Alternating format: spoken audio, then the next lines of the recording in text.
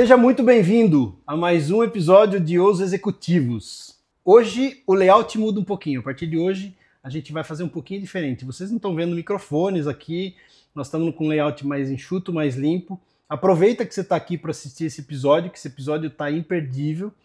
E se inscreve no canal. Aproveita, acompanha a gente, porque sempre vai ter um convidado especial aqui, trazendo para você insights, informações e coisas que você pode aproveitar no teu dia a dia, histórias motivadoras para que você possa se inspirar e conquistar aquilo que você tanto deseja. Esse podcast é patrocinado pela DGA. DGA é uma empresa de contabilidade que tem foco nacional e internacional. Ela atua no Brasil e em mais de 10 países, inclusive com escritório nos Estados Unidos. A DGA faz BPO contábil, fiscal, folha de pagamento, BPO financeiro, faz planejamento tributário, planejamento sucessório e atua com multinacionais. É a empresa que você precisa para cuidar do teu negócio.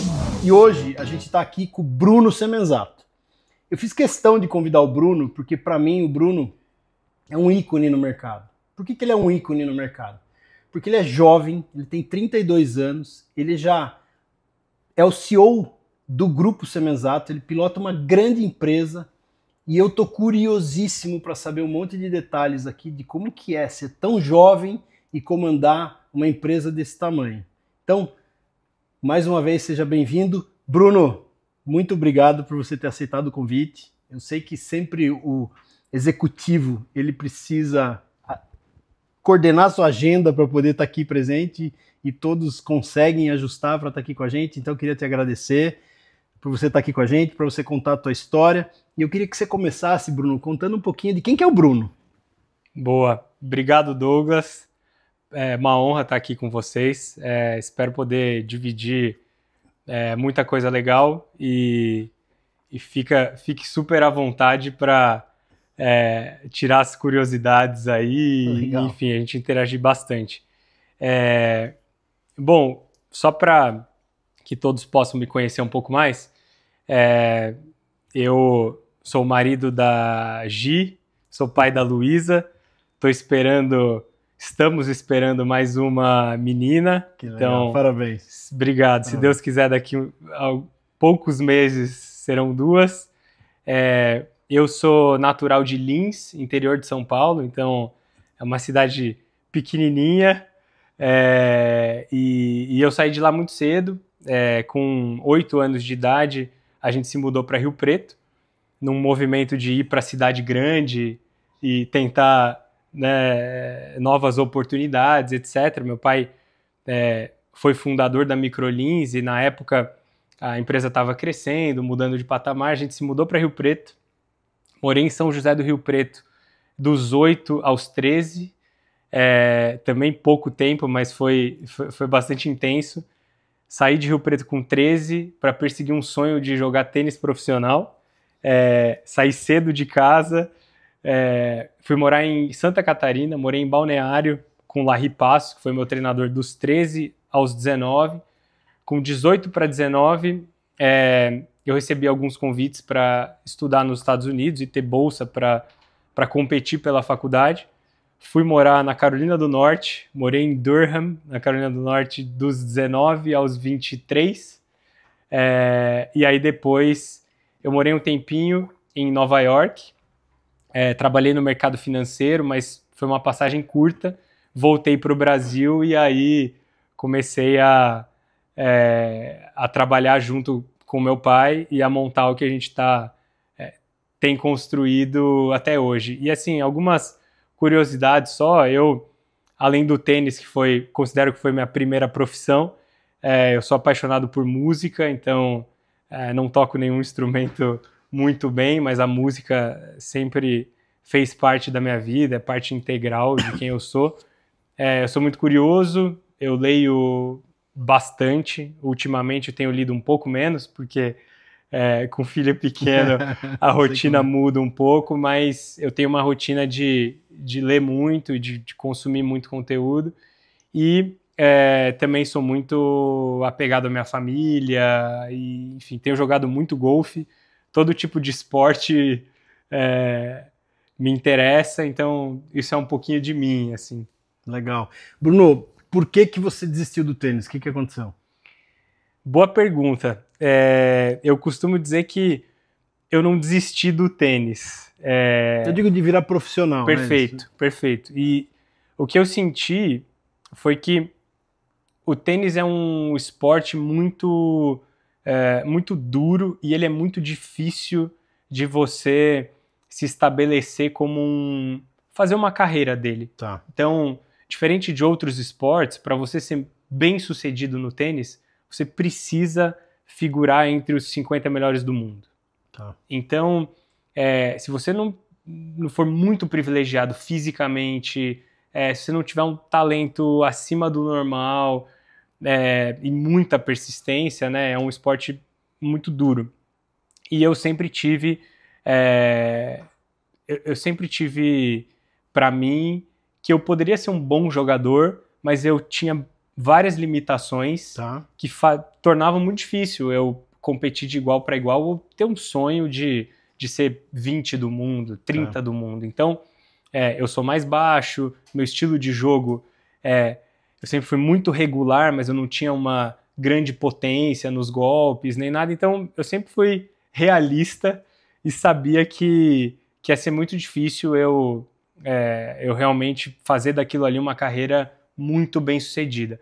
E aí, quando eu misturava isso com o fato de que eu tinha outras oportunidades na vida também, meu custo de oportunidade era diferente do custo de oportunidade de vários outros garotos que conviviam comigo que ou se davam bem no tênis ou se davam bem no tênis. Não tinha uma alternativa. E aí, quando eu comecei a entender que o tênis podia ser uma alavanca para eu estudar em uma das melhores universidades do mundo, com bolsa, e aquilo poder alavancar ainda mais o meu desenvolvimento, para mim foi o fator chave na tomada de decisão. E o que eu pensei foi, eu vou para os Estados Unidos, vou jogar tênis num nível altíssimo e vou ter a oportunidade de, com 22, 23 anos, formado numa universidade boa, eu decidi voltar para o circuito. Então eu fui para lá com esse mindset. Eu falei, eu vou continuar perseguindo o meu sonho, só que eu vou amadurecer na faculdade e eu vou postergar um pouquinho essa minha decisão. Então, nos 2 primeiros anos da faculdade, eu voltava para o circuito, eu competia, jogava os torneios profissionais nas férias, mantinha o meu ranking na ATP para continuar com essa possibilidade de voltar a jogar depois. Só que do 3º ano para frente, eu comecei a mergulhar no mundo dos negócios, comecei a ver que eu podia ser muito bom em outras coisas também, que eu ia ter oportunidades diferenciadas, e aquilo começou a me mover muito. Eu acho que também muito dessa visão realista de que eu não era um João Fonseca na época. Sim, eu não estava tendo resultados tão extraordinários a ponto de poder falar, cara, isso aqui, deixa eu investir todas as minhas fichas nisso aqui, porque eu realmente tenho algo muito diferenciado no tênis. Fui um bom jogador, tive bons resultados, acho que eu fui no limite de onde eu poderia ter ido com o tênis e no final do dia o caminho de ter ido para os Estados Unidos foi um trampolim muito importante na minha carreira. Esse pragmatismo que você traz, né, nessas decisões, pelo que eu estou entendendo, você é muito jovem e você já tinha muito bem trilhado o que você queria fazer, né? Esse pragmatismo é uma das características mais importantes do empreendedor, no meu ponto de vista, do executivo, no meu ponto de vista, né? Eu queria te fazer uma pergunta antes de concluir esse raciocínio. Você tem alguém na tua família que é esportista, que joga tênis? Como é que é isso? Não. Ninguém? Ninguém. Mas você tem um grande empreendedor do teu lado, te influenciando o tempo todo. Com certeza. Né? Então isso deve ter pesado muito também no momento da sua decisão. Agora, da onde vem, Bruno, esse pragmatismo? É do Bruno isso? Você desde pequeno foi muito assim, focado, muito, que se fala, né, a questão de custo de oportunidade, tudo que você traz para um jovem, geralmente, que está indo jogar tênis, realizar um sonho, é difícil ter esse pragmatismo. Né? Eu acho que eu fui desenvolvendo isso muito hoje eu posso dizer que é da minha pessoa, mas isso veio do contexto em que eu sempre tive inserido. Então, desde pequeno, eu via meu pai com uma cabeça extremamente competitiva, querendo ser o melhor no que ele fazia. Desde pequeno, eu via ele muito focado, extremamente obcecado em melhorar. E sempre muito ambicioso, assim, com um sonho grande e tudo mais, mas sem perder a raiz, o pé no chão. Eu sempre ouvia ele falar que ele queria ser o melhor do mundo de franquias, o melhor do segmento dele. Eu nunca via ele também com umas ideias mirabolantes e tal. Então, eu acho que aquilo me trouxe muito essa busca por tentar encontrar algo onde eu pudesse fazer a diferença e ser o melhor. Então, eu acho que quando você combina isso com um ambiente onde você, eu não diria forçado, mas você é convidado a tomar as suas próprias decisões desde muito cedo, que foi o que aconteceu comigo, Tá. você acaba desenvolvendo esse senso de que não adianta eu empurrar esse problema para daqui a 5 anos e depois decidir o que eu vou querer fazer da minha vida. Porque eu ouvi inúmeras vezes de vários colegas, treinadores dos outros garotos com quem eu convivia, eles falavam, pô, cara, por que você está decidindo ir para os Estados Unidos agora? Você tem condição financeira, você pode tentar jogar profissional até quando você quiser, se não der certo, tua vida não vai acabar. Mas o contrário disso era o exemplo do meu pai, que estava ali o tempo inteiro focado, levando, né, a profissão dele a sério e etc. Então, eu sempre levei isso comigo, levei essas questões muito a sério. Ele sempre me provocou a tomar as minhas decisões. Quando eu fui sair de casa com 13 anos, eu falei, pai, eu quero levar o tênis a sério, quero jogar profissional. Ele me chamou, me colocou na sala, minha mãe do lado, ele falou, olha, o Samara, o Bruno quer jogar tênis profissional, ele acha que ele precisa sair daqui, ele precisa treinar com alguém né, diferenciado e etc, mas é uma decisão dele. Eu tô falando para ele aqui que não é meu sonho, não é o seu sonho, é uma decisão dele, que ele tem que tomar, e ele tem que saber que ela vai vir com as consequências dela. E depois, isso aconteceu de novo. Quando eu tinha 17 para 18, meu pai nunca virou para mim cobrando resultado. É isso que eu ia te perguntar, o teu pai nunca cobrou resultado, ele nunca cobrou uma decisão, então ele não falava para mim, teu tempo tá acabando, com 18, 19, você vai ter que desistir, você vai ter que estudar, ou você vai ter que trabalhar.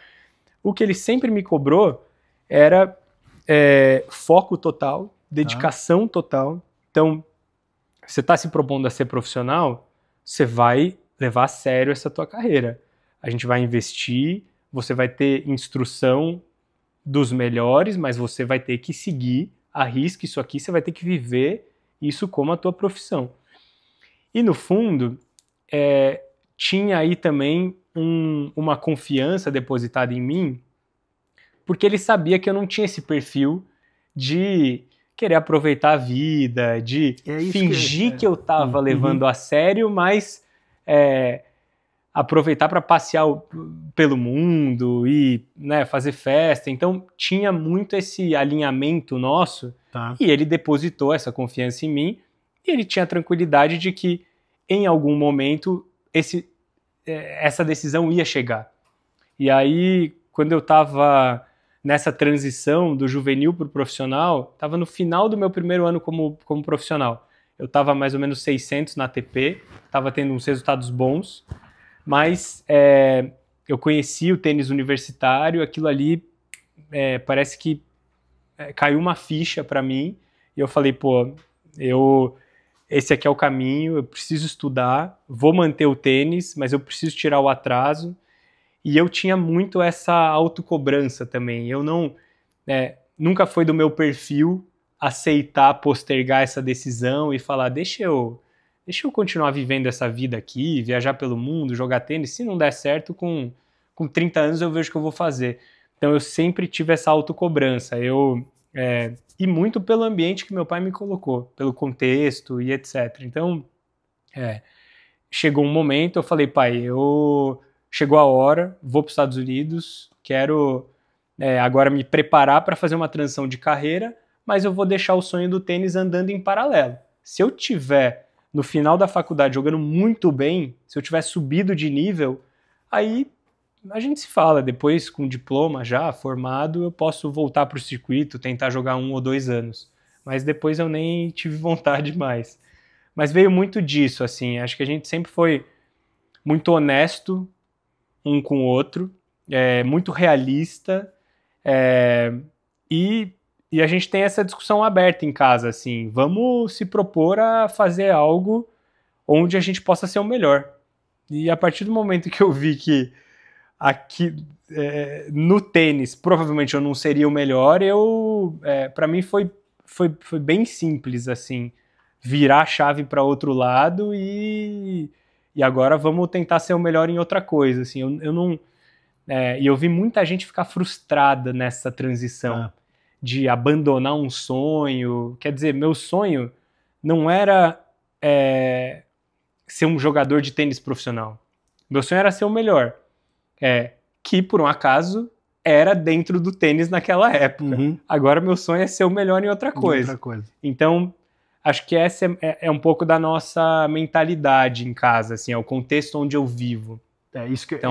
Essa é a pergunta que eu queria emendar aqui, assim, essa serenidade do Bruno, de 32 anos. Você é um cara muito sereno para 32 anos. Obrigado. Né? Ela vem isso da estrutura familiar, vem mais do teu pai, da tua mãe, vem do conjunto. Da onde vem, Bruno? Porque assim, você tem características muito singulares assim para o executivo, né? Quer dizer, você é um cara pragmático, é um cara racional, tem muita serenidade naquilo que você quer, naquilo que você busca, naquilo que você está falando. Não é à toa que você está no cargo que você está. Uhum. Mas da onde vem isso? Como que foi essa construção, Bruno?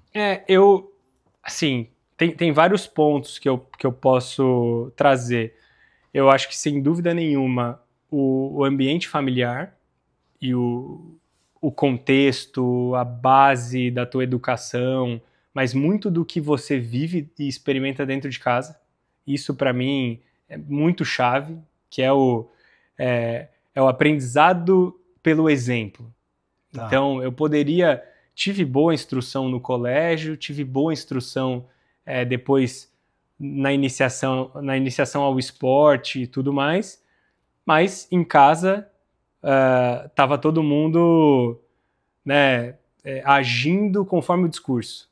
Então, não tinha só uma ideia de que, você precisa trabalhar duro, mas eu chegar em casa e ver meu pai aproveitando a vida e etc. Então, eu vivi sempre num contexto de trabalho duro, muito exemplo, muito foco e, enfim, e uma evolução muito acelerada. Então, isso aqui foi dentro de casa. Mas os teus pais são calmos, Bruno? São pessoas calmas?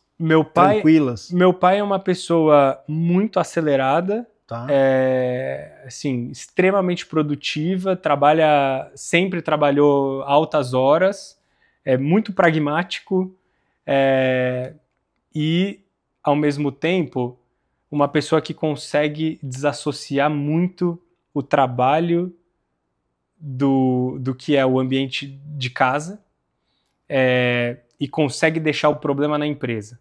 Então, sempre tive um ambiente familiar muito tranquilo nesse sentido, apesar de viver uma empresa familiar. Quando eu era pequeno, a minha mãe era executiva, ela era sócia do meu pai. Minha mãe era CFO da empresa, na primeira empresa. Então, mas eles têm perfis muito diferentes. Minha mãe é uma pessoa extremamente calma, paciente, é a pessoa que pensa muito antes de falar. O meu pai é o contrário. ele é o gerador de ideia, ele fala até muitas vezes antes de pensar, ele vai falando para ir raciocinando. Então, são características muito complementares. Mas eu sempre, dentro de casa, eu sempre tive um ambiente muito de ótimos exemplos, de tomada de risco, tomada de decisão e tomada de risco. Tá. Então, meu pai empreendeu no ano que eu nasci.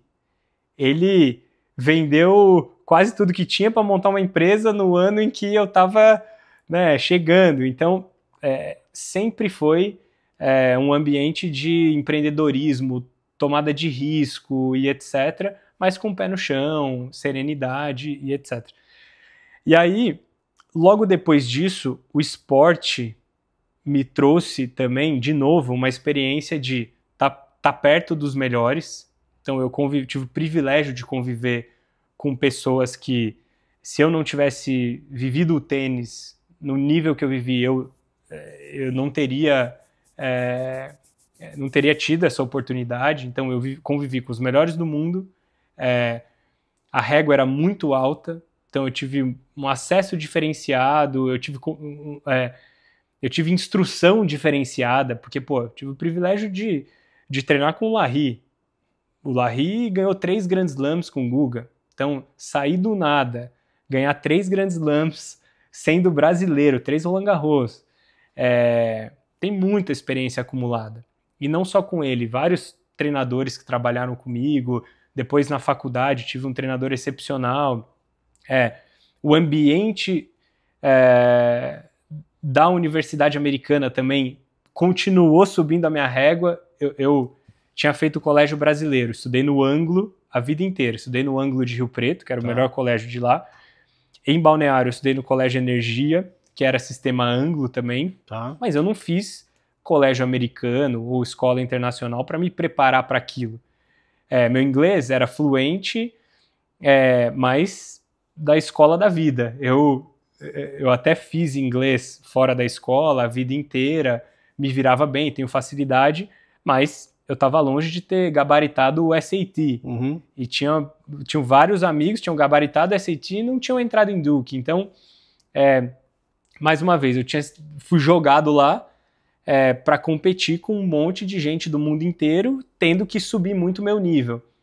No primeiro semestre, eu lembro, eu peguei minha primeira aula de economia, acho que eu tirei, 30% da nota na primeira prova. Eu voltei pro dorm. Eu lembro que, assim, eu estava indignado. Eu liguei para minha mãe na época, eu falei, mãe, eu não sei se vai dar para continuar aqui. Para recuperar. Eu não sei se vai dar para continuar aqui. Eu acho que a minha base está muito defasada. E aí eu liguei. Você estava tendo 30% da nota? 30% da nota na minha primeira prova, né, uma aula importante de introdução à micro e macroeconomia. E aí eu voltei para o dormitório e falei, cara, eu acho que não vai dar, não sei se eu vou acompanhar essa escola aqui, não sei se eu vou conseguir.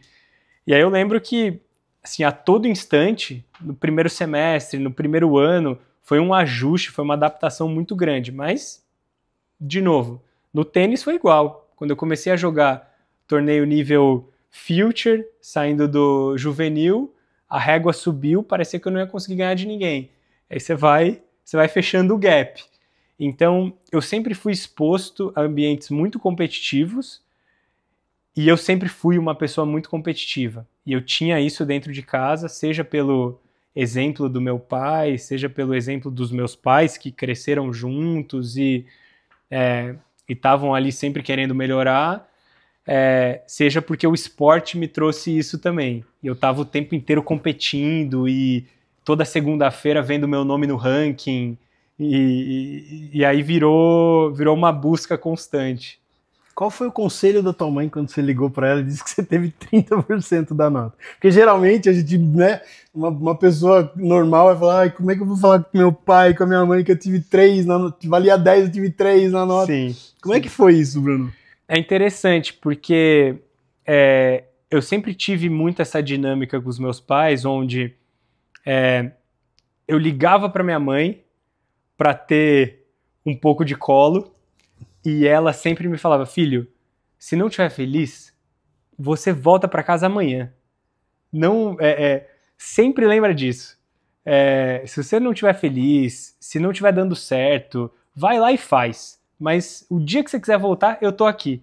Então isso dava um conforto sempre enorme. me deu um conforto para tomar risco nas decisões. E aí eu falava com meu pai, era o extremo oposto. Ele falava, vai para cima, toma risco, vamos ser grande, na veia, né? vamos ser grande. Então eu sempre tive o estímulo de poder tomar risco, sabendo que se as coisas dessem errado ou se eu não tivesse feliz, eu poderia voltar e eu ia ter para onde voltar. Então isso para mim sempre deu muito conforto e me fazia tomar mais risco. Então decidir ir para os Estados Unidos, decidir sair de casa com 13, parece uma decisão extremamente difícil, mas eu sempre pensei assim, eu vou e, na pior das hipóteses, eu volto.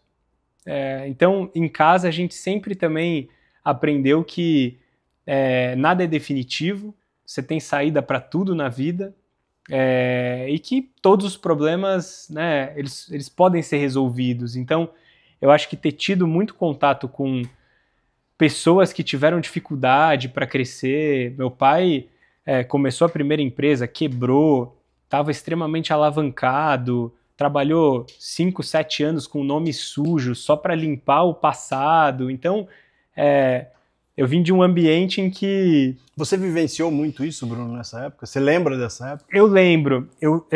Teve uma fase muito importante para a gente, foi quando meu pai decidiu levar a empresa de Lins para Rio Preto e ele já estava reconstruindo a história. Tá. Então, ele já tinha franqueado o negócio, que acabou acontecendo por acaso, tá.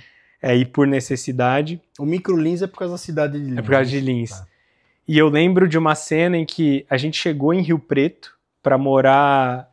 meu pai tinha vendido tudo em Lins. Tá. Quer dizer, não tinha muita coisa, mas tinha vendido a casa. A história da coxinha é tudo antes disso, né? Tudo antes disso, mas meu pai tinha vendido a casa, tinha colocado todo o dinheiro dele na sede nova da empresa, em Rio Preto.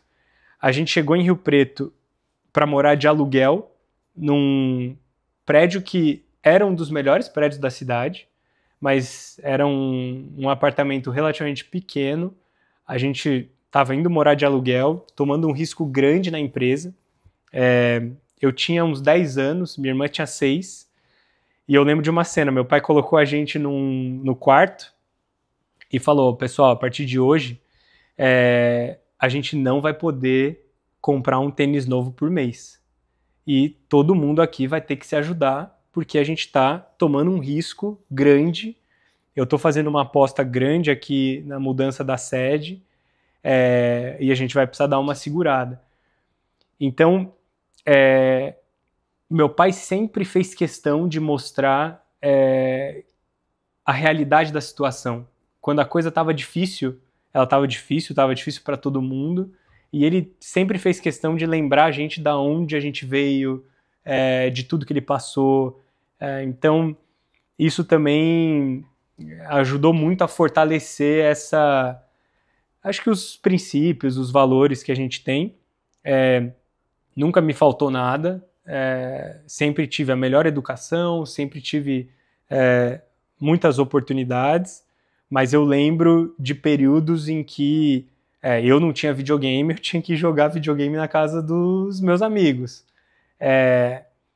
Então, eu acho que isso também trouxe muito...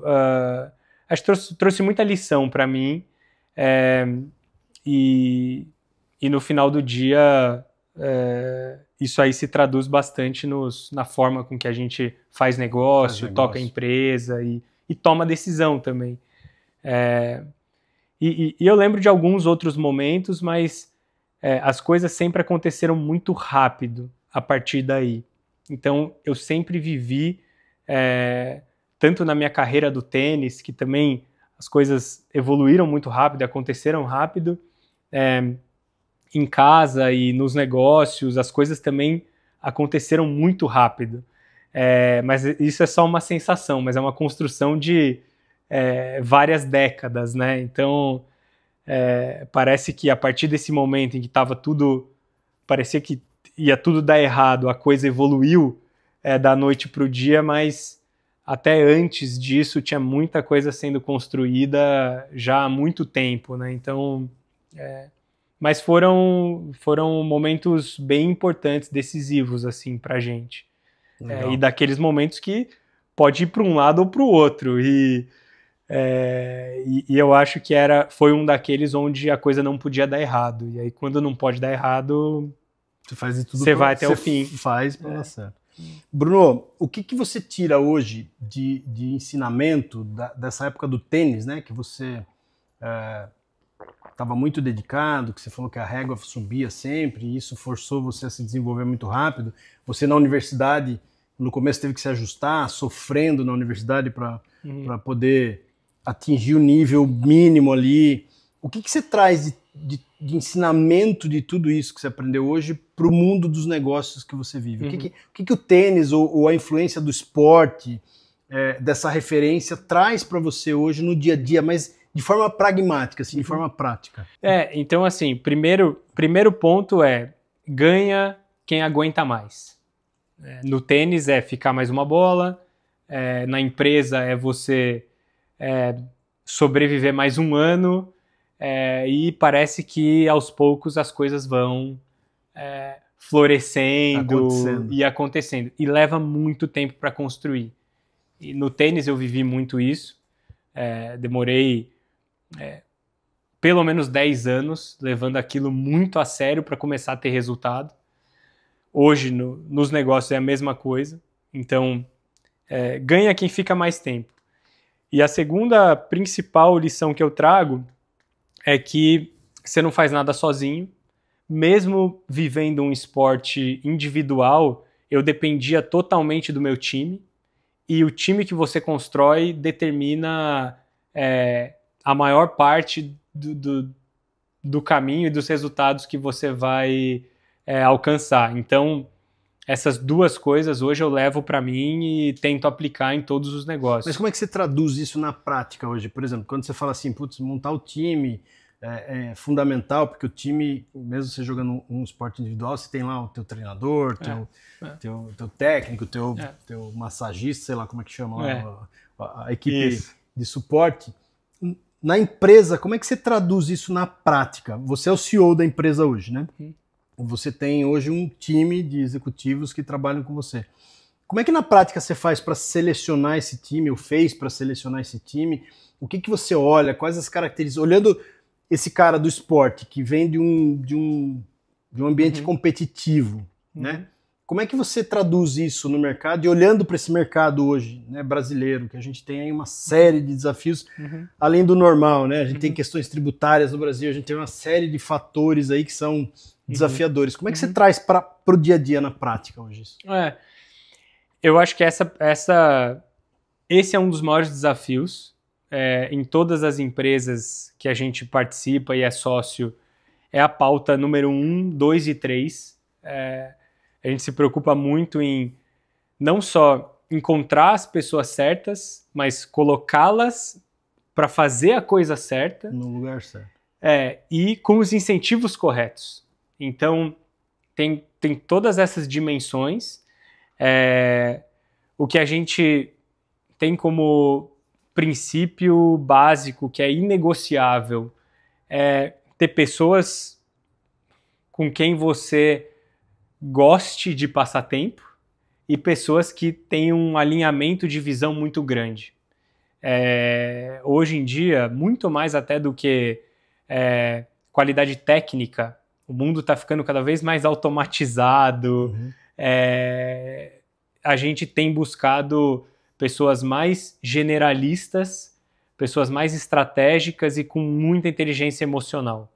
Então, hoje, a maior parte do tempo a gente está buscando pessoas que tenham uma capacidade de se relacionar com outras pessoas, de ter uma leitura aguçada do que realmente é necessário em determinadas situações, mas que essencialmente estão muito alinhadas com essa nossa visão, que é uma visão de construção de longo prazo. A gente tem vivido tempos onde o imediatismo, essa ansiedade de querer o resultado para amanhã, de querer fazer as coisas muito rápidas, abrindo mão de qualidade e etc., tem sido um desafio grande. A gente trabalha para tentar eliminar esses conflitos de interesse e criar um ambiente em que você possa e consiga, de fato, desenvolver um trabalho de longo prazo.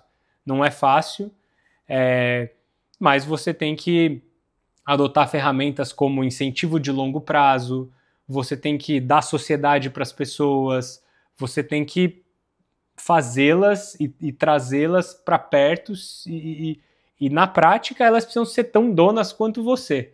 Se elas não forem, a primeira proposta melhor que receber vai levar. Então, acho que hoje o que a gente mais tem pensado é, primeiro, trazer pessoas com alinhamento muito grande e depois implementar programas onde realmente todo mundo pode ganhar junto, crescer junto, e muito mais do que só pensar no primeiro desafio desses executivos, o que eu tenho trabalhado para construir junto com o time é uma trilha e um plano de desenvolvimento para essas pessoas com o grupo, não necessariamente só com uma marca. Entendi. Então, hoje, tem sido um grande diferencial atrair um executivo para um desafio em uma marca, que daqui a 4, 5 anos, quando ele acabar, ele pode ser promovido para um novo desafio em uma outra marca do portfólio e ter a segurança de que ele tá crescendo e construindo dentro do grupo. Uma trilha de carreira dentro do grupo, com um respaldo aqui, com a confiança de que ele não vai ficar na mão se eventualmente alguma empresa passar por um momento de turbulência ou estiver revisando os seus planos. Então, eu tenho trabalhado para construir muito isso. E no final do dia, as pessoas precisam ver resultado. É fácil falar que a construção é de longo prazo e que ganha e que vence quem aguenta mais, mas no final do dia o resultado precisa chegar. Ele precisa acontecer. Então, a gente tem uma cabeça de longo prazo, trabalha para construir isso de forma perene, sustentável, mas você precisa contar com muita sorte também. E às vezes, quando a sorte traz o sucesso para mais cedo, mais rápido, o time ganha confiança. É igual no esporte. No tênis, você trabalha para ter sucesso em algum momento com uma cabeça de longo prazo, mas se de vez em quando você não ganha um troféuzinho, não ganha um torneio, vai ficando mais difícil você jogar o jogo no longo prazo, né? Bruno, qual que é o tamanho hoje, em números gerais, assim, do grupo? Quantas marcas vocês têm? Quantos franqueados? Qual que é o tamanho do negócio hoje que você... Hoje nós temos 16 empresas no portfólio. Tá. Elas faturam juntas 12 bilhões de reais. 12 bi ano. 12 bi ano. Tá. São 5.300 unidades detidas por aproximadamente 3 mil franqueados. Tá? Hoje a gente está em setores dos mais variados, mas todas as empresas têm um componente de franquia. Tá. Então a nossa tese ela é muito especializada, a gente olha para tudo, desde que tenha algum componente relevante de franquias. Mas como é que você seleciona hoje aonde atuar, em que setor atuar? Qual que é a decisão mais relevante hoje? Boa. Hoje, nosso processo ele é muito abrangente do ponto de vista de setor. Então, nossa análise ela começa a partir de negócios que dão um resultado sólido na ponta, no nível da loja, com o franqueado ganhando dinheiro. O que você chama de sólido? Tem um percentual? Existe alguma métrica? Retorno adequado para o capital empregado ali. Tá. Então, no nosso mundo, é um payback de aproximadamente 3 anos. Tá. Então, um pouquinho mais, um pouquinho menos, é um retorno adequado para um alocador de capital em franquias. Obviamente, se o payback for muito mais acelerado, o potencial de escala é mais acelerado também. Tá. Mas regra de bolso aí é um payback de 3 anos com um modelo de negócio validado na ponta. Então, quando a gente olha uma empresa de 20, 30 lojas, a gente quer saber se ela tem resultado consistente dentro dessa amostra de 20, 30. E se não é algo pontual, onde 5 lojas ganham dinheiro e 25 não entregam esse payback. Tá. Então, a primeira coisa que a gente olha é resultado na loja. Tá. Independente do setor. Tá? Segunda coisa que a gente olha, escala. Então, essa empresa que tem 20, 30 lojas, quantas lojas dá para ter nesse segmento? Aí a gente começa a entrar no segmento. Tá. Mas ainda sem julgar se é um segmento que a gente gosta ou não. Depois de ver se a escala é adequada, aí a gente começa a estudar o segmento. Para ver muito mais ritmo de expansão que dá para imprimir ali, porque se for um segmento muito competitivo, já totalmente saturado, provavelmente você vai ter que crescer só tomando share de algum outro negócio. Então, teu crescimento vai ser mais lento. Muitas provavelmente vezes, mais caro. Provavelmente mais caro, talvez você nem vai conseguir atingir a escala que você precisa. Então, a gente evita ter discussão setorial para não cair numa cilada de preferência de um ou de outro, tentar descobrir o que é tendência e o que não é tendência. A gente olha o fundamento. Tá. Se o fundamento parar de pé, a gente vai olhar, estudar o setor para ver muito mais que ritmo de crescimento que dá para imprimir ali. Quando você fala ou gente não. olha, é o board que faz isso? Você tem um board que estuda isso? Como é que funciona? Boa. Hoje tem um time de investimentos que recebe todas essas oportunidades, analisa, filtra. A gente tem um framework que já, com muita métrica e com um sistema totalmente racional montado, ele pega as informações e ele filtra e ele já coloca em uma de 3 caixinhas. E aí, depois de ter rodado esse framework, a gente tem um comitê semanal de investimentos, que aí é composto por algumas pessoas, não só o time de investimentos.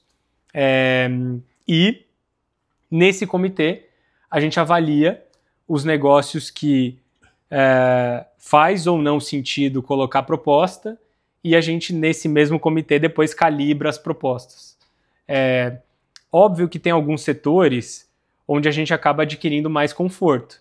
Então, depois de alguns investimentos bem-sucedidos em determinados setores, você começa a entender muito mais, o teu acesso naquele setor muda, tua capacidade de originar bons ativos naquele setor, ela fica diferente, até capacidade de ter os executivos corretos daquele setor para poderem ajudar a desenvolver a tese depois. Então, óbvio que a gente tem setores de maior conforto, mas a nossa tese ela é totalmente agnóstica a setor. A gente foca muito mais em negócios que tenham uma vertical de franquia bem relevante.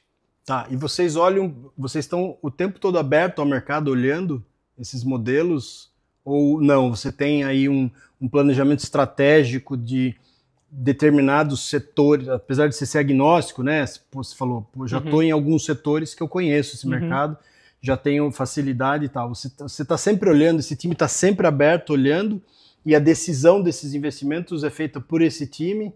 A minha dúvida é a seguinte, né? Para gente que está aqui do outro lado, né, que não conhece a estratégia, quando eu vejo o Semenzato lá, teu pai lá no Shark Tank, né, fechando um negócio, isso influencia diretamente? Não? Como é que funciona essa dinâmica? Não, assim, a dinâmica do Shark Tank, ela representa uma parte da dinâmica nossa interna, Tá. ela ilustra parte da dinâmica interna, mas são coisas totalmente separadas. Tá. O nosso time na SMZTO não tem envolvimento nenhum com as empresas do Shark Tank e vice-versa. Tá. Óbvio que se algum dia tiver alguma sinergia, os times se ajudam e tudo, mas são coisas independentes. O nosso processo é importante colocar alguns pontos que não são tão aparentes, mas a gente hoje está investindo o nosso terceiro fundo, então ele é um fundo de 200 milhões de reais, que a gente tem um prazo para alocar esse fundo. Tá. Então a gente está no comecinho, fizemos 2 investimentos, a gente vai fazer mais pelo menos 5 investimentos.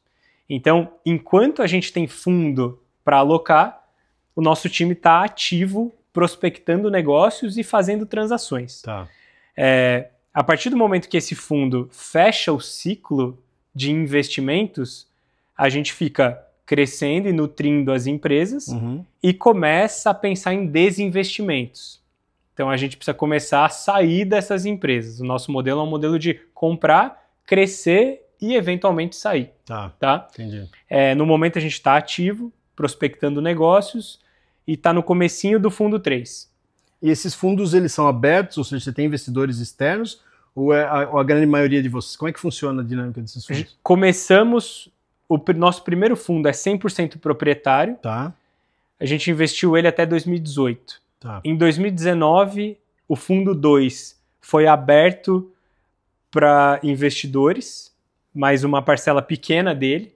Então, 70% do fundo, mais ou menos, é capital proprietário, 30% de terceiros. O fundo 3 já é um fundo um pouco maior, a gente abriu um pedaço um pouquinho maior, mas a gente tem quase a metade do fundo, é capital proprietário, e um pouco mais da metade é capital de terceiros. E a gente investe esse capital, estamos ativos e depois, de novo, precisa desinvestir. Tomada de decisão, ela é 100% interna, então, apesar de ter capital de terceiros, como somos o maior investidor do fundo, e a gente tem uma gestora que tem discricionariedade, nós tomamos a decisão.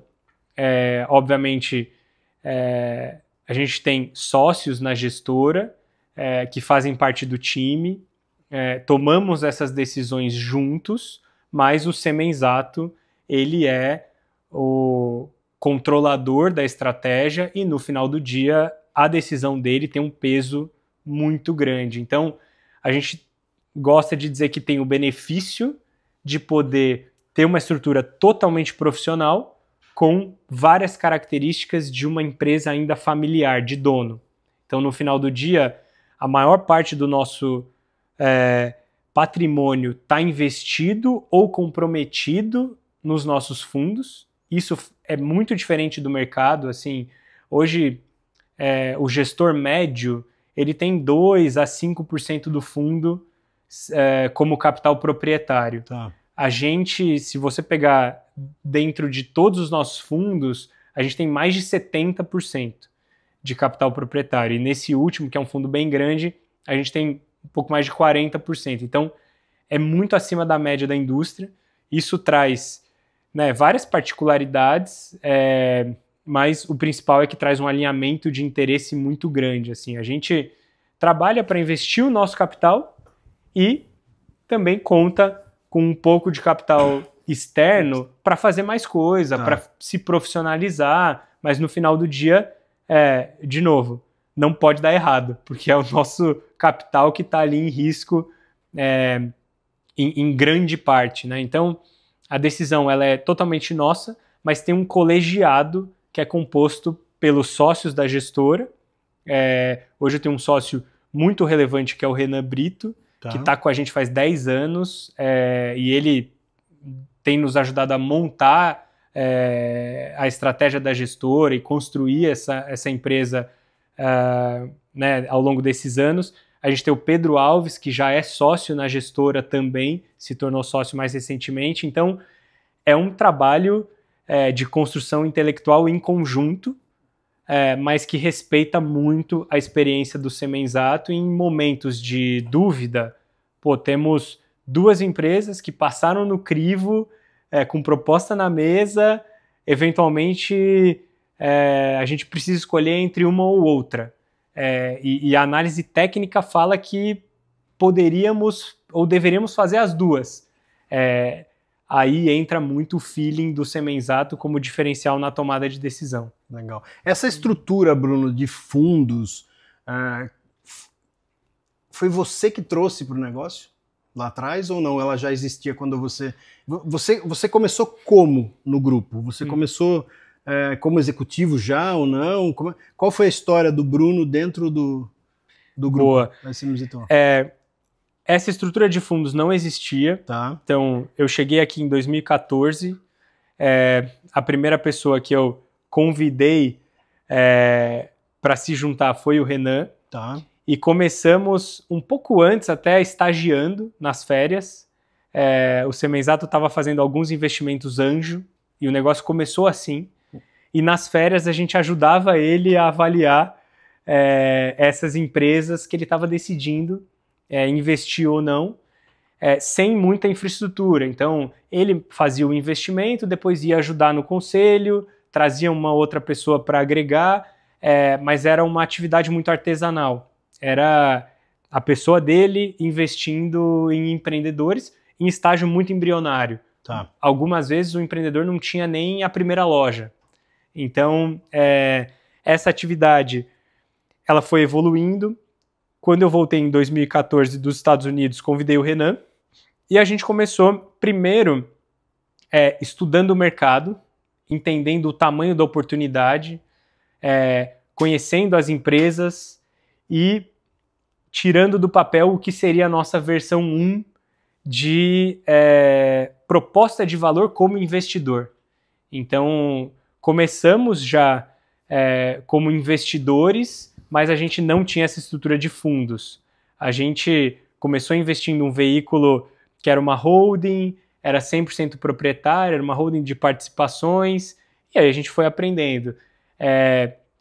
Eu brinco que, por um lado, a gente foi muito louco, porque você empreender montando uma firma de investimentos sem ninguém que já fez isso pode parecer a receita do fracasso, só que por outro lado, a gente começou sem vício, montando um negócio de investimentos, mas com uma cabeça de empreendedor, e construindo isso pensando de baixo para cima no que realmente fazia sentido, e não só copiando o que já estava pronto na indústria e tudo mais. Obviamente que depois a gente evoluiu muito e tem muita coisa no mercado que existe por um motivo e se perpetuou por um motivo. Então, toda essa tecnologia de fundos de investimentos que a gente viu muito em VC, né, no setor de tecnologia, a gente se propôs a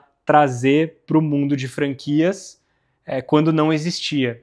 Então, desde o início, nossa proposta de valor foi vamos ser o primeiro e único investidor institucional desse mercado aqui, que é um mercado de 200 bilhões de reais, 4 mil redes, mais de 200 mil lojas e que não tinha um investidor institucional olhando só para isso, assim como a indústria de VC tem vários, assim como fundos de private equity que de vez em quando olham para franquias, mas que focam muito mais em todas as outras empresas, também já tem esses sponsors há muitos anos. A gente se propôs, viu essa oportunidade, viu o mato alto, viu que tinha muita coisa para ser feita e começamos a construir. E no final do dia, a gente, de novo, conseguiu trazer muita coisa que já é usada em outras indústrias para esse mercado. Fez o benchmark.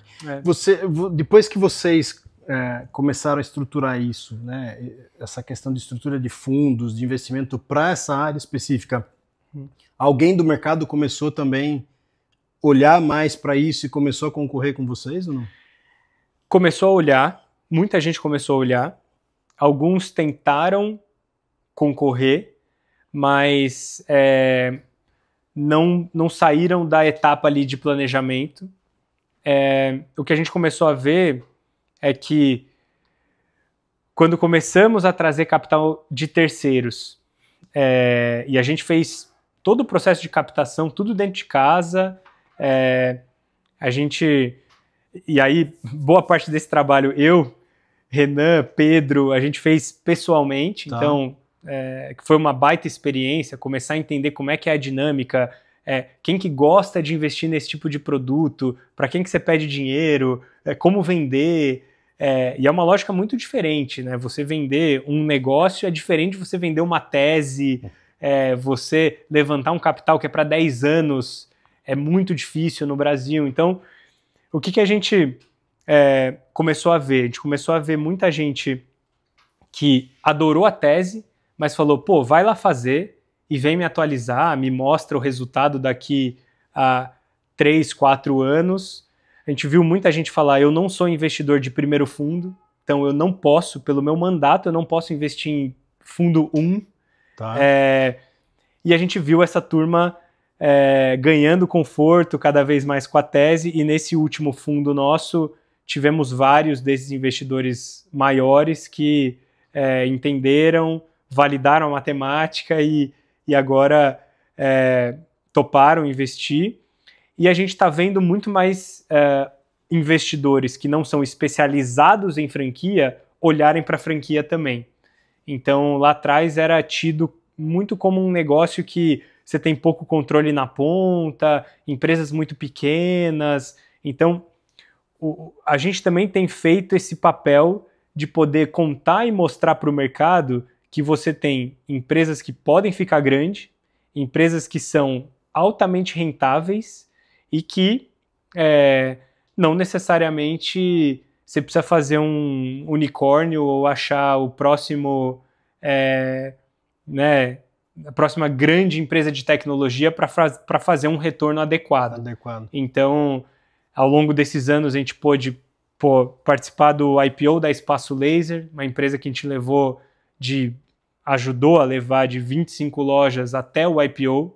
Então, a gente foi saindo aos poucos, teve fundo americano que investiu, a gente teve um IPO super bem sucedido. Então, esses cases, o case de Oakberry, que também entramos super cedo, com 40 unidades, depois de vários anos já teve mais de 3 rodadas, ano passado o BTG comprou um pedaço relevante, e por aí vai. O Odonto Company também, a gente entrou bem cedo, com 3 clínicas, a empresa hoje é o maior player desse setor disparado, recebeu investimento da Catterton, fundo americano.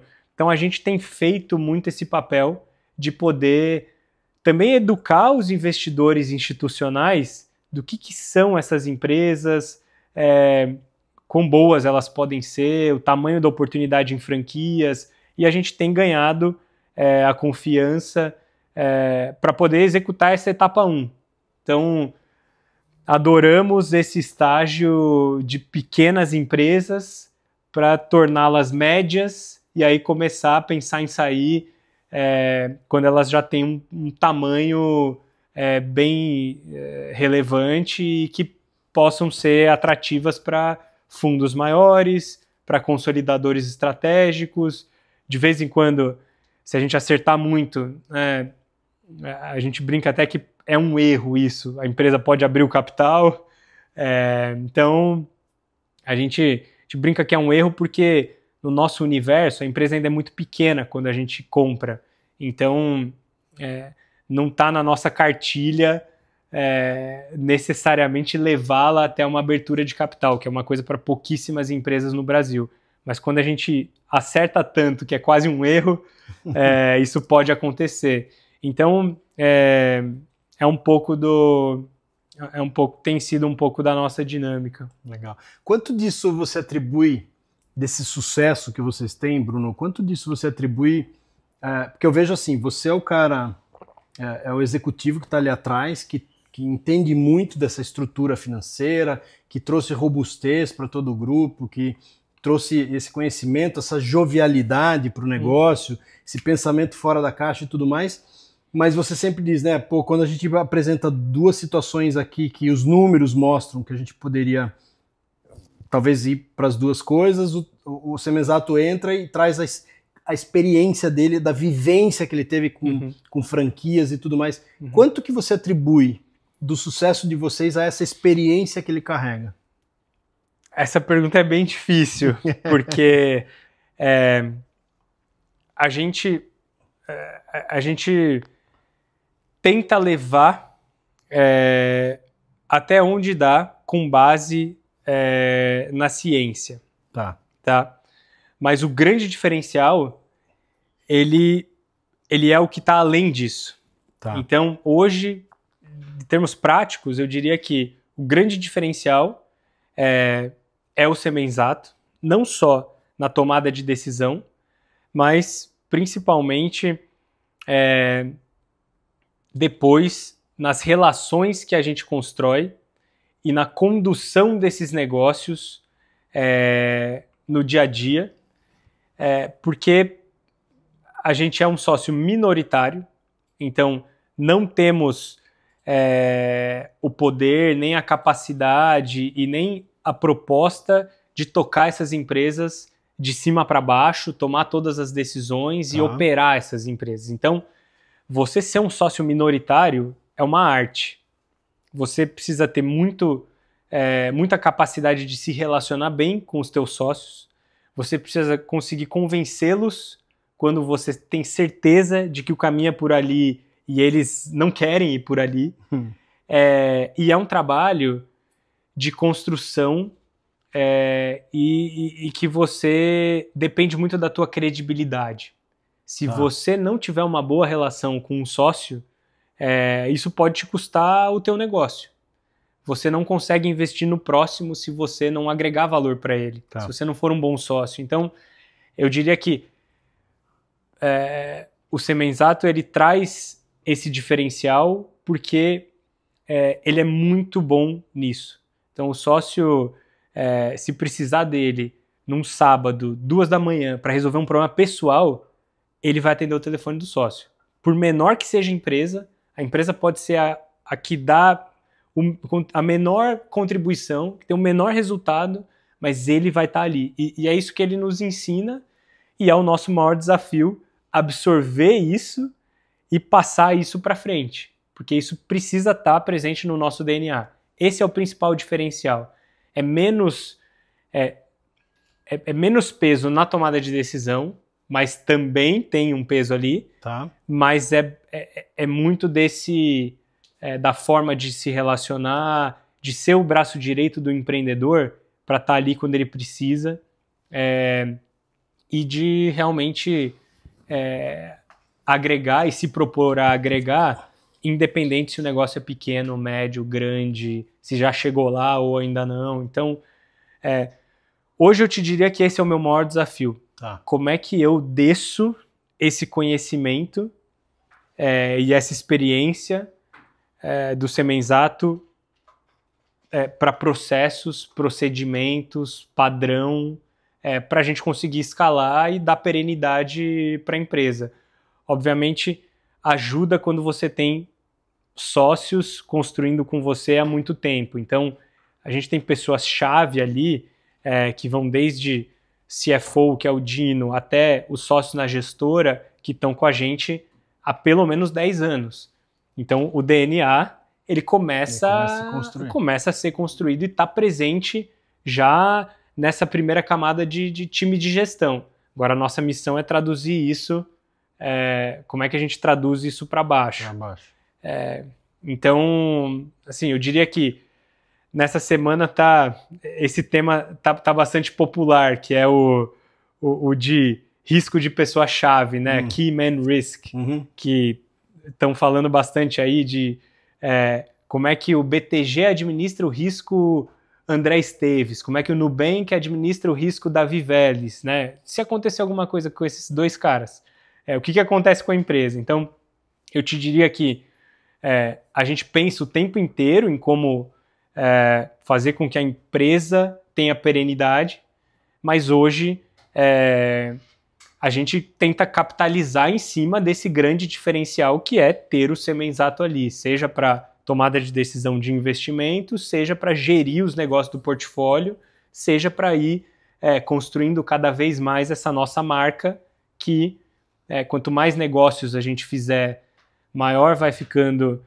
o ecossistema, mais experiências a gente vai adquirindo em cada novo investimento e essas experiências são tombadas para as outras empresas do portfólio, mais sinergia você vai extraindo, mais operadores você vai tendo na ponta que podem comprar mais franquias de outros negócios depois, mais validado vai ficando esse histórico de empresas que a gente consegue preparar e levar para mãos de fundos maiores e consolidadores estratégicos. Então,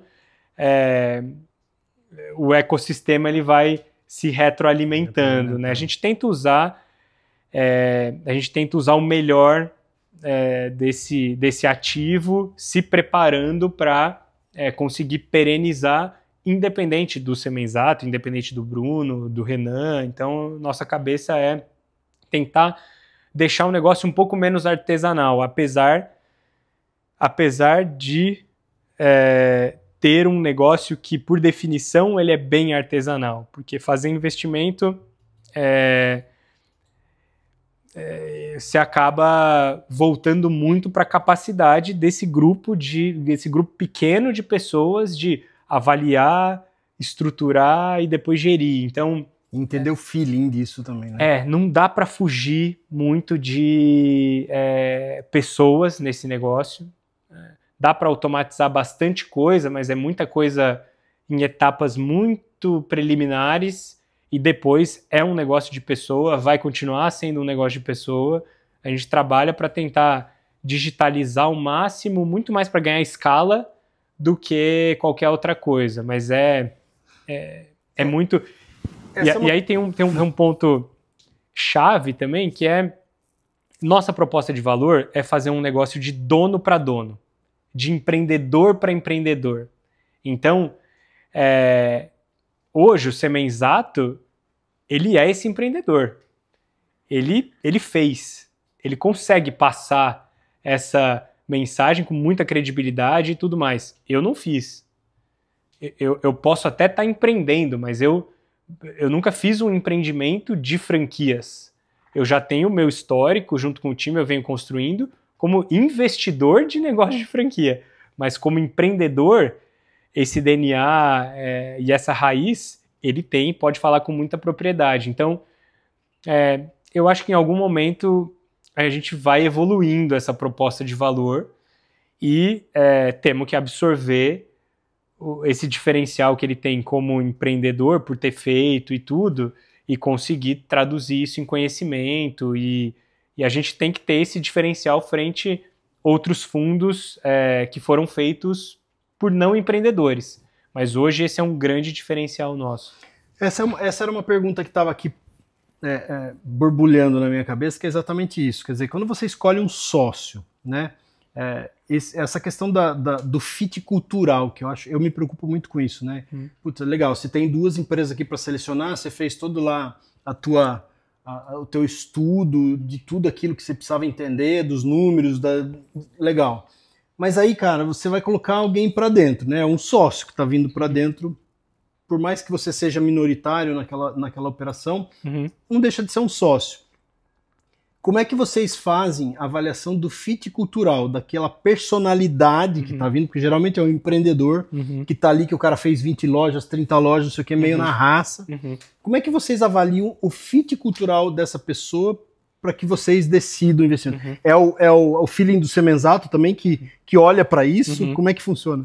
Tem alguns componentes. Essa é a parte mais difícil do negócio, tá? De longe. E é a que menos tem ciência. Imaginei. Não tem como você mandar um formulário, pedir para a pessoa preencher e você... Eu quero saber como você se você é legal. E você conseguir ter uma nota que vai te ajudar em alguma coisa. Então, a gente já tentou automatizar muita coisa e etc. É o lado mais difícil. A gente pensa sempre de trás para frente. Então, todos os investimentos que a gente faz, eles precisam ter mecanismos de proteção para casos extremos. Então, não conseguir ler um sócio, ou o sócio ficou doido, abandonou o negócio, ou aconteceu qualquer outra coisa, a empresa está indo muito mal, a gente precisa ter mecanismo para poder se defender, e para poder trocar, e para poder mexer no time. Mas, em condição de temperatura normal, nossa proposta de valor é não mexer em nada. Tá. Então, tudo indo bem, tudo dando certo, só se executando o plano que ele nos vendeu, nossa proposta é mexer o mínimo possível e tá ali para agregar onde a gente agrega, que é em tudo que for relacionado a franquias. Agora, a empresa começou a ir muito mal, o sócio começou a ter algum desvio de comportamento, a gente precisa ter alguns mecanismos para poder atuar, apesar de a gente não gostar, né? A gente odeia a situação em que a gente precisa entrar e mexer. Beleza. No momento em que a gente está selecionando o sócio, o que a gente busca fazer? A gente busca passar muito tempo com ele, a gente busca desafiar muito ele, no bom sentido, durante a negociação. Então, estamos discutindo um business plan do negócio. Ele nos apresenta uma projeção que ele vai abrir 50 lojas ao longo dos próximos 5 anos. Ali, a gente já começa a testar como é que é essa pessoa quando confrontada. Muitas vezes a gente começa a desafiar, não porque a gente acha que o plano está errado, mas a gente quer ver a reação da pessoa quando ela é questionada, quando ela é confrontada. Então, se você falar para a pessoa, pô, eu não acredito nesse plano aí, acho que dá para fazer 20 só. Dependendo de como a pessoa reage, você já começa a montar um entendimento de como é que ela vai reagir sob pressão. Só que é muito complexo porque quando uma pessoa está vendendo uma empresa, primeiro, você imagina que ela não quer mostrar nenhuma vulnerabilidade. Exato. Ela não está numa situação de pressão e de estresse. Pelo contrário, ela está numa agenda positiva, tentando trazer um sócio. São raros os casos onde a pessoa está ali num momento de muita pressão e tudo. Então, é difícil você ler. É mais difícil até do que o normal. Então, a gente tenta passar muito tempo com esse empreendedor ou empreendedora. A gente tenta pegar muita referência.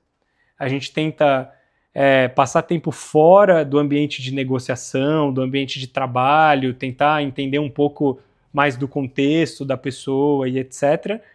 E no final do dia se proteger para casos extremos.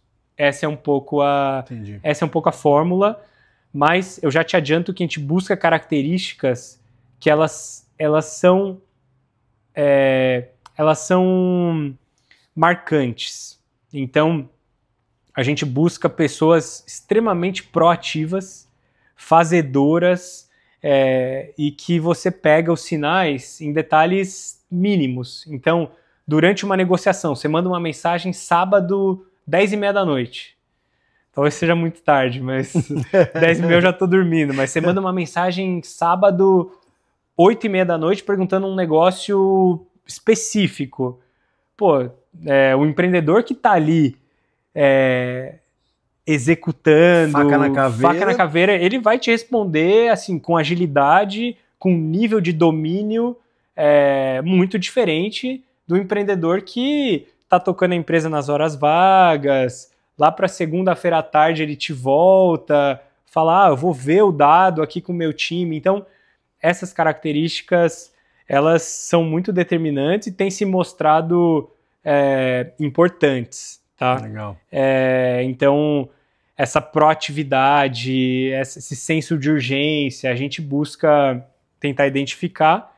E talvez uma outra coisa bem relevante seja a dependência ou nível de exposição daquele empreendedor ou da empreendedora naquele ativo.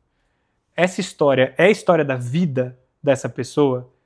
Se essa empresa quebrar, a vida dela vai ser igual, normal, no dia seguinte, ou isso aqui é tudo que ela tem e ela precisa fazer esse negócio dar muito certo? A gente prefere esses casos onde é a vida da pessoa tem que dar certo e ela está totalmente no risco. Então a gente foge muito de casos onde a pessoa está querendo tirar o risco dela ali, quer vender a empresa, botar já uma grana preta no bolso e tirar férias. Então tem casos onde a gente não tem problema nenhum em comprar uma participação fazendo uma secundária, colocar dinheiro no bolso do vendedor, não tem problema, desde que a gente não esteja comprando 90% da empresa e no dia seguinte a responsabilidade vai estar no nosso colo. Entendi. Então, isso a gente vai aprendendo a cada novo investimento. Se eu falar para você também que eu tenho muita experiência nisso, também não vai ser verdade, né? Eu posso ter mais experiência do que bastante gente, porque já estou há 10 anos fazendo investimento, já vi um pouco de situações extremas, já comprei, já vendi, já tive que resolver problema, mas acho que tem muito aprendizado pela frente ainda que a gente vai ver, e a beleza é que você vai aprimorando. Assim, eu brinco com o time que enquanto a gente estiver errando e estiver vivo, é maravilhoso. Porque você está aprendendo e você está evoluindo. Se você não errar, você não está fazendo nada. Exato. Se eu parar de investir, eu vou parar de errar. Então, a gente tem muito essa cabeça, assim, evitar os erros que te tiram do jogo, e esses erros você consegue evitar com as coisas que são controláveis, essa é a boa notícia. E depois, com as coisas que não são controláveis, onde você vai errar, isso tem que se traduzir em aprendizado. Boa. Não podemos errar de novo a mesma coisa. Na hora de fazer o próximo investimento, a gente já tem que ir preparado para evitar esse tipo de situação. Legal. Bruno, muito bom. Nós estamos chegando no fim já da nossa gravação aqui. O papo está muito bom. Eu acho que se a gente continuar aqui, a gente vai conversar até amanhã, né, Bruno? Tem muita coisa legal aí. Que experiência incrível que você teve. Parabéns, né, pelo teu desenvolvimento da tua carreira, pela tua serenidade, pela tua visão pragmática das coisas, né? Você está se tornando cada vez mais um executivo de renome no mercado. Eu acho isso fantástico. Tão jovem e já com tanta responsabilidade. Obrigado. Né? Eu queria deixar agora um espacinho para você trazer suas palavras finais aqui para quem está nos ouvindo. Principalmente para o jovem, Bruno. Você é um cara jovem. Muita gente está em transição de carreira ou está buscando ser um executivo. Com todo o aprendizado que você teve desde lá do esporte até hoje, em poucas palavras, o que você diria para alguém que quer crescer, quer ser um executivo de sucesso, ou quer empreender? Qual é o caminho que o Bruno acha que deveria seguir? Eu diria que uma das coisas mais importantes é você estar próximo de pessoas muito acima do teu nível atual. Isso fez toda a diferença na minha vida. Desde a época do tênis, eu estava treinando, eu estava recebendo instrução, eu estava jogando contra adversários muito melhores e a minha régua foi subindo muito. Hoje, no mundo dos negócios, é a mesma coisa. Então, eu acho que o principal conselho que eu posso deixar aqui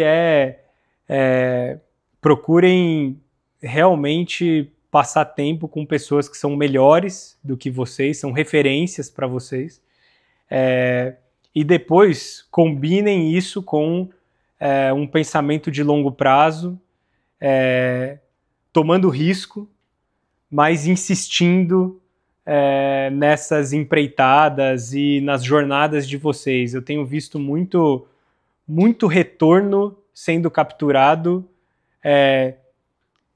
quando você insiste em ficar um pouco mais. Sabe aquela história do executivo que, ele pensou em pular do barco, mas ele ficou 2 anos a mais. O que ele faz de retorno, a recompensa dele nesses 2 anos a mais é muito desproporcional à média. Então, você está em ambientes que te desafiam, que trazem aquele frio na barriga de que parece que você não está preparado para estar ali, você não sabe do que estão falando, você precisa se atualizar, você vai correr para casa no final do dia e vai ter que ler um livro, vai ter que estudar, vai ter que fazer um curso. Eu desafiaria todo mundo a buscar mais dessa sensação e insistir quando a coisa parece que não tá legal, quando parece que tem que pular para fazer outra coisa. Eu acho que tem muita recompensa para quem tá ganhando o jogo porque não tá desistindo. Persistência e resiliência. Totalmente. E hoje não falta distração para você querer fazer outra coisa e pular para a próxima. Eu acho que cada vez mais isso vai se transformar num diferencial. Eu deixaria essas palavras, mas eu aproveito para te agradecer, Douglas, dar os parabéns pelo programa e dizer que estou super à disposição e vou adorar acompanhar os próximos bate-papos aí. Legal. Eu que te agradeço, Bruno. Você trouxe aqui coisa muito rica pra gente, cara, porque assim, geralmente o executivo ele já tá com mais idade, ele já tá com uma cabeça diferente, e é muito gostoso conversar contigo, porque você é um cara jovem que tá vibrando com tudo isso, né? Então, assim, isso dá um ânimo na gente de ouvir, assim, essa energia que vocês têm. Legal. Muito bom. Obrigado mais uma vez por você ter aceitado o convite, você estar aqui com a gente. E para você que está aí, muito obrigado pela tua audiência. Não esquece de se inscrever no canal para sempre você estar recebendo os novos episódios. Sempre vai ter muita história interessante de gente que está no mercado, de gente que faz acontecer, seja jovem, seja alguém que já com mais experiência. Você percebe que o que traz a diferença é às vezes um insight que você ouve de uma maneira diferente, por alguém diferente, que dá aquele estalo importante para você dizer assim, puxa, achei, é aqui que eu tenho que seguir, é aqui que é o meu caminho. Então, siga a gente aqui, acompanhe os episódios, porque a gente vai ter sempre executivos que são relevantes no mercado para contar a história para vocês. Muito obrigado pela tua audiência e até o próximo episódio.